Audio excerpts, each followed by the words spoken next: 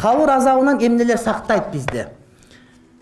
Намаз сактайт, зекет, орозо, фе'люл хайрат, жакшылык иштерди кылуу, садака берүү, сила, тууган урук менен катташуу, вал маруф, адамдарга жакшылык кылуу, вал ихсан илен нас, адамдарга ихсан кылуу, ушулар сактайт.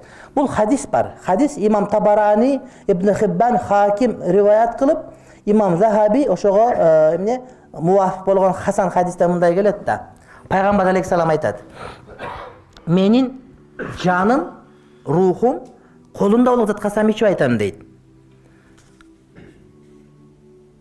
Пенде дейт, адамды көмүп кетип аткан учурда алардын кетип аткан кепиштерин үнүн угат дейт. Эгер ошол адам момун болгон болсо дейт, намаз башында турат.